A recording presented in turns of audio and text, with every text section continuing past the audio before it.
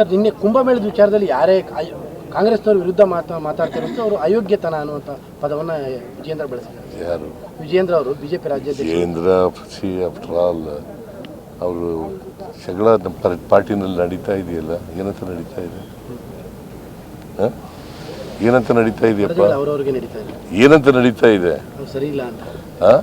ಮತ್ತೆ ನಾನು ಉತ್ತರ ಕೊಡ್ಬೇಕು ಅವ್ರಿಗೆ? ಕಾಂಗ್ರೆಸ್ಸಿಗರೆಲ್ಲ ಅಯೋಗ್ಯರು ಅನ್ನೋ ಪದವನ್ನು ಬಳಕೆ ಮಾಡಿ ಅಯೋಗ್ಯರು ಕಾಂಗ್ರೆಸ್. ಎಲ್ಲಿ ನಡೀತಾ ಇರೋದು ಇದು? ಯುಪಿನಲ್ಲಿ. ಅಲ್ಲಿ ಅಧ್ಯಕ್ಷ ಪಾರ್ಟಿ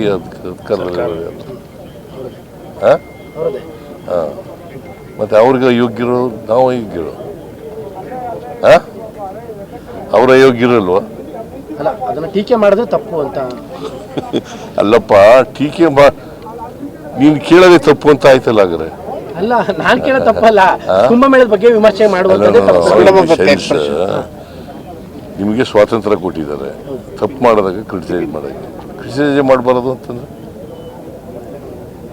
ತಪ್ಪು ಮಾಡಿದ್ರೆ ಕ್ರಿಟಿಸೈಸ್ ಮಾಡಿ ಅಂತ ಹೇಳ್ತಾರೆ. ಕ್ರಿಟಿಸೈಸ್ ಮಾಡಬಾರ್ದು ಅಂತಂದ್ರೆ ಅದಕ್ಕೆ ಇದು ಒಂದು ಬಾಲಿಶವಾದಂಥ ಹೇಳಿಕೆ. ಈ ವಿಜೇಂದ್ರನ ಹೇಳಿಕೆ ಇದೆಯಲ್ಲ, ಬಾಲಿಶವಾದಂಥ ಹೇಳಿಕೆ.